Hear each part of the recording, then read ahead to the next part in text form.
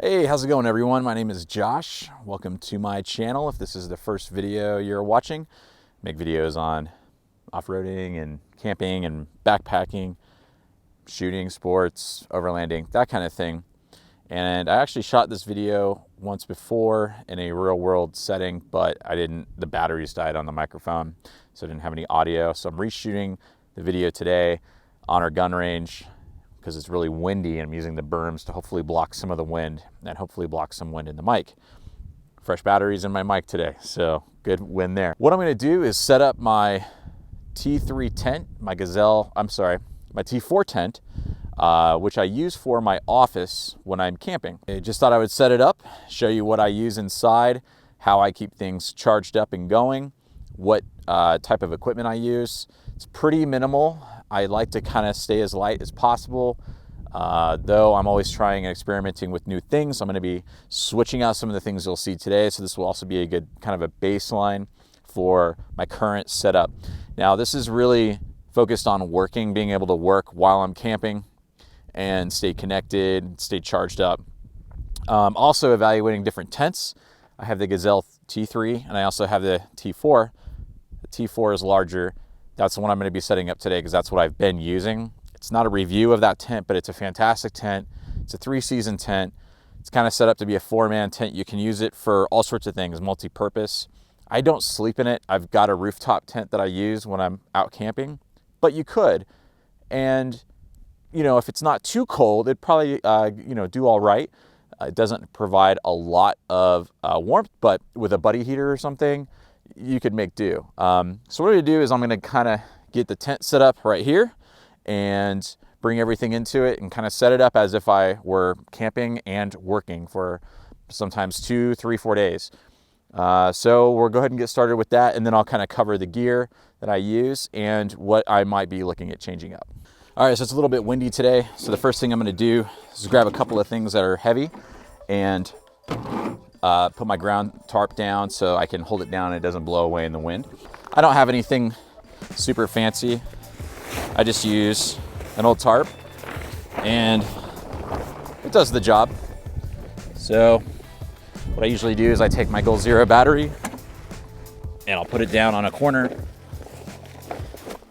I'll take the Goal Zero solar panel and I'll set it up on the other side.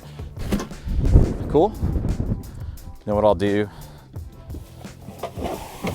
so I'll grab my camping chairs.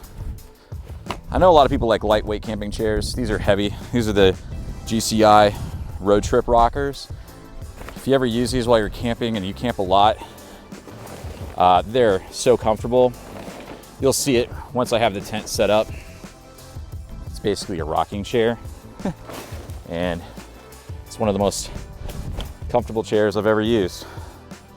I might switch up to something lightweight down the road, but right now, those things are awesome. So I have my footprint out. Go ahead and get some of my other stuff out of here. All right, so what I usually do is just pull my tent out, put it on the tailgate. It's a lot easier to manage that way. Just kind of get everything unzipped. And I like to have the end that opens on this end because I'm going to pull it out and then drop it right there on the center of the footprint or the tarp for today's purposes. I usually just use a tarp because they're cheap, multi-purpose. You can use them as canopies and all sorts of other things. So I like multi-use items. Pull the stakes out. I generally always stake this down because it's kind of light and it can be a sail in the wind. So I'm gonna go ahead and drop this here. And if you've never seen the way these work, the poles are all internal. And so what you do is you just pull, kind of just put your foot down on the tab down here on the bottom of the tent and just pull towards you.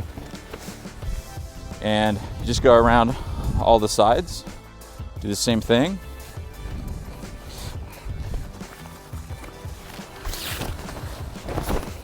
This isn't exactly a review of the Gazelle tent, but it's what's been working for me for my office. The challenges are in wind, the walls want to push in. So you want to guy out. If it's going to be windy where you're camping, you're going to want to guy out from these points here to anchor out to keep them from pushing in when you get a big windstorm or something like that. It doesn't require a lot of wind to push them in.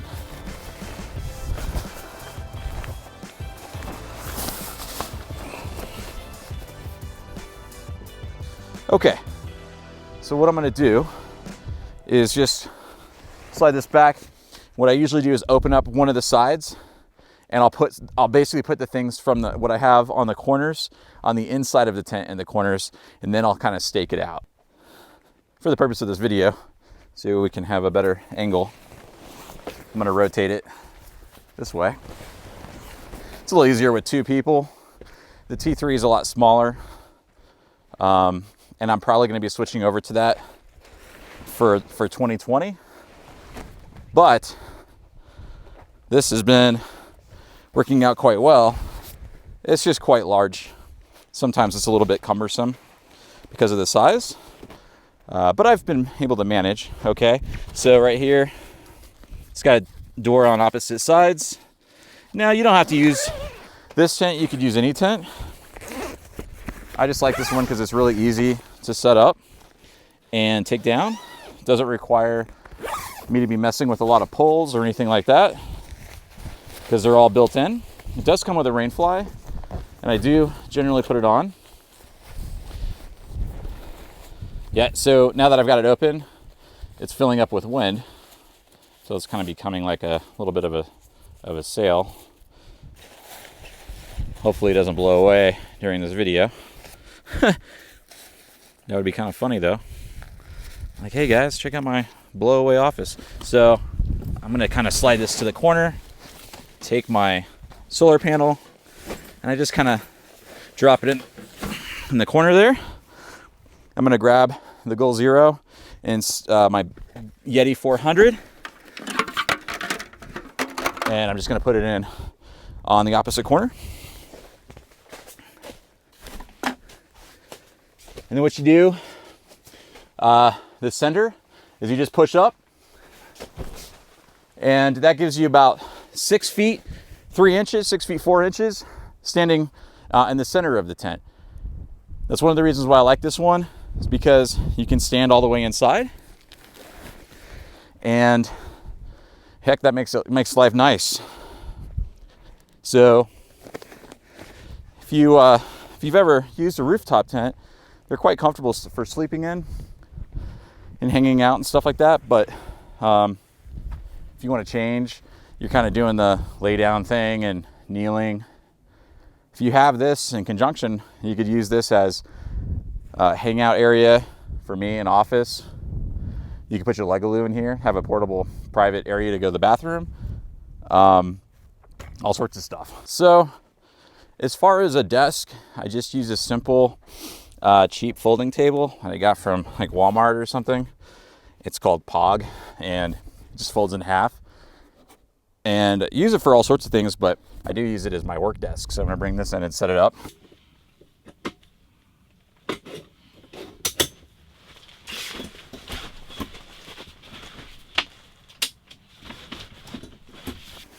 I really like these rockers, the Roadtrip rockers by GCI.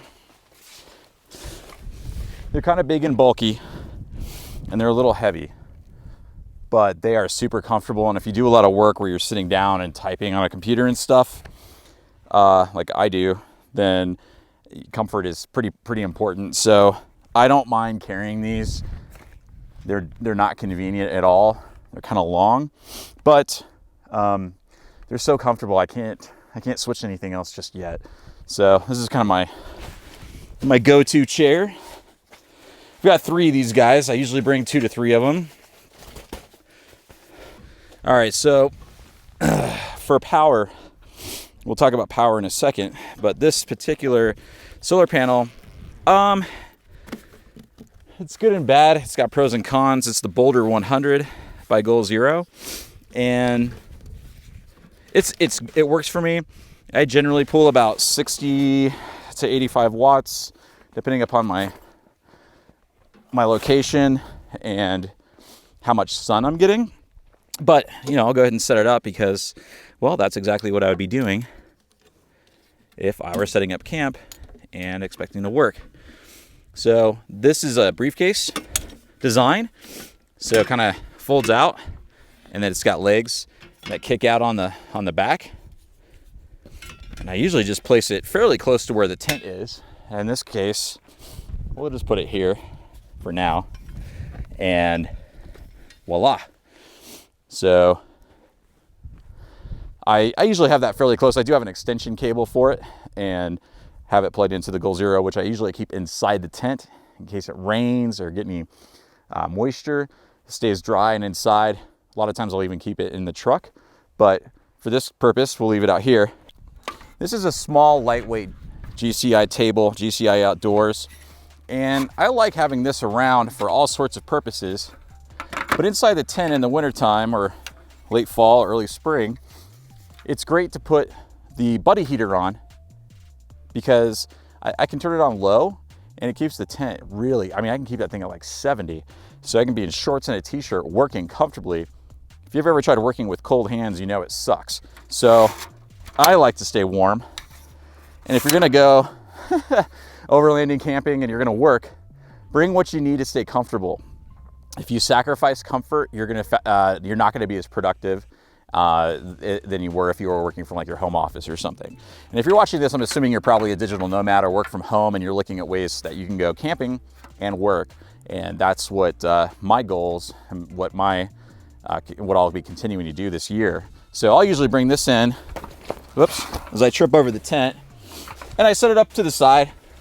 So I'm gonna go ahead and get everything in here and we'll bring you in. Well, welcome to my office, my home away from home. So I've got everything set up. I use the table as my desk and multi-purpose this for other things when it's time to cook food or prepare food. And you can bring it in here if it's weird weather, you just want a little bit more protection from like, you know, bugs and stuff while you're preparing food. It's great. It's kind of a multi-use space. I primarily use it for working. So the tools that I have for what I do for my job is an iPad Pro, which is connected to LTE through Verizon. And I use a 2019 MacBook Pro, which I'm kind of in the Apple ecosystem, so it works well for me. What type of laptop, none of that stuff really matters as long as you just, you know, have ways to communicate when you are off the grid, so to speak. So what I do for redundancy purposes is I have multiple phones. For my personal line, I have an iPhone 11 Pro Max, which is connected through Verizon. My work phone is an HTC Exodus 1, which is connected through T-Mobile. And then I have a kind of a prepay AT&T data plan that I use a 1 Plus with as well. And that kind of covers my bases as far as coverage. Hotspots, I use Verizon's MiFi. $45 a month gives me 22 gigs of LTE. And that's, you know, a lot of data for what I do. And then I also have this Netgear. I think it's called the Nighthawk, and it's connected through T-Mobile, and it's an unlimited plan, which is considerably more. It's like $80 a month, but I like having redundancy. Plus, if I'm going to upload some large files, I'll use one and conserve data on the other one, that kind of thing. This one's unlimited, but it doesn't usually have as many coverage areas or as fast as speeds as the Verizon MiFi does. So, you know, I'm kind of hopping back and forth between the two. The one nice thing about this, though, is if you work remote and you have a voice over IP phone that oftentimes can only connect through a LAN cable, Cat 5 or Cat 6 cable, this particular router does have an Ethernet port on the back. A lot of times you'll have a voice over IP phone, and then it's a bridge, and you plug your laptop into that, and that connects you to your corporate phone network. And in that case, you might need something like this because the phones don't have like Wi-Fi on them. At least, you know, a lot of them don't. They just have, you know, a network connection. So this is also good if you want to plug a desktop into it or any device that requires an Ethernet port instead of just relying on Wi-Fi. So highly recommend. checking that out. I'm not sponsored. I pay for everything I have. I got this through wirelessbuy.com. There's no contract. They offer data plans through, I think, T-Mobile and Sprint. Probably some other ones by now. I've had this one for a couple years now, and it's worked out great. Verizon, because I am in like Colorado, there's a lot of areas where T-Mobile doesn't reach. So I have Verizon as my other network that I rely on. So if you're going to be working and traveling, you're going to want to have some redundancy with your data connections and pick different providers. I usually lean towards Verizon and AT&T and T-Mobile. But, you know, Sprint's probably good. There's some other ones. I just pick two that, you know, and you can look at the coverage maps online and get an idea for, you know, where you're going to be most of the time. And, you know, you can figure it out from there. That's what I did. My iPad Pro is nice. It's connected through Verizon, and I can kind of get some work done in the morning, check emails, log into Slack and things like that. And go from there. And then when I'm doing my heavy work, I use my laptop. That also helps me conserve power. But with that solar panel and my Yeti 400, which we'll bust out now.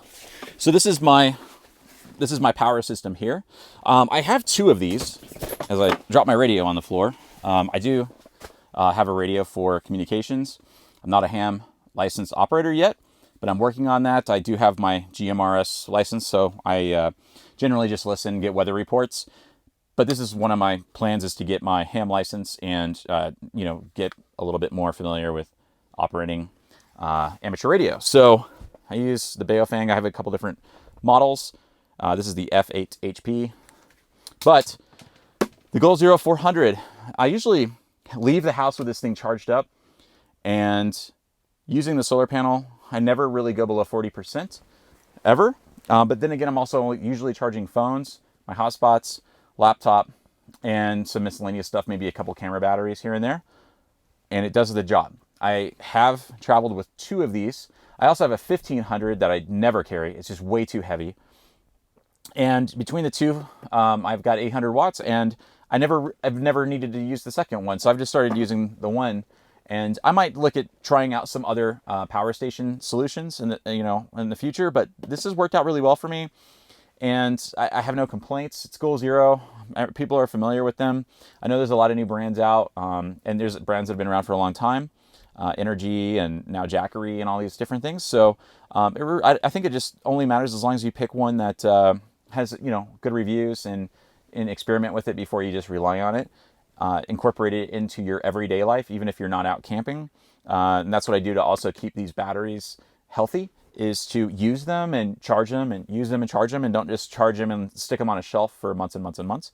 And then as far as the heat, I just use my little buddy heater over here, and I just, you know, use the 1 pound propane tanks, and these are great for heating your tent. And you know, you want to have good ventilation. Don't leave this on all night in your tent, but this is all mesh, and I keep the windows cracked, and I keep it on low. And usually, even in like in the 30s and 20s, I'll leave it on low, and I usually have to turn it off because I get real hot in here, and I'll have to let some, you know, open the windows up a little bit more.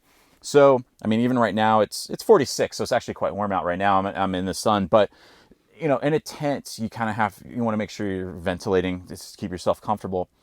And other than that, I don't really, you know, have a whole lot else that I use. And this space is big. This tent is quite large. So just to give you an idea about this tent, this is the T4. It stands for 4-person. And the center height, it's 6.5 feet, and it's kind of labeled as a 3-season tent. Now, it's 34 pounds, and it's 67, almost 68 inches in length. So it is long, and it's quite heavy. And the floor dimensions are 94 by 94. And your interior peak fit, like in the very center, 6.5 feet. So I'm just kind of going off of their website.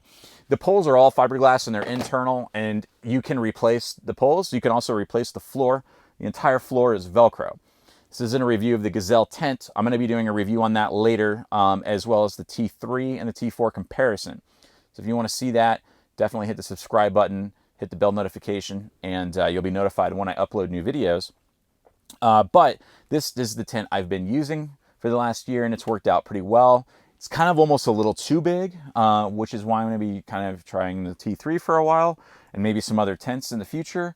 But, you know, having a tent that's really easy to set up and take down, makes it less of a chore to think about going out camping, overlanding, whatever, and working.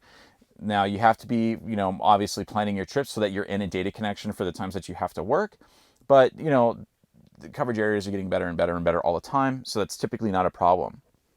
So yeah, I have a basic table, a comfortable chair. This chair rocks back and forth. It's super comfy, and a couple different phones on different networks, or maybe just different SIM cards in the same phone, so you can switch around. Most of the time, I'm just dialing into conference lines.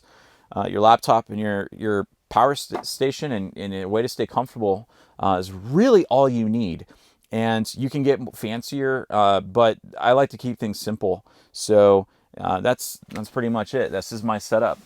I'd love to hear other people's setups. Post your comments if you're a digital nomad. Maybe you're a van lifer, and how you have that stuff set up.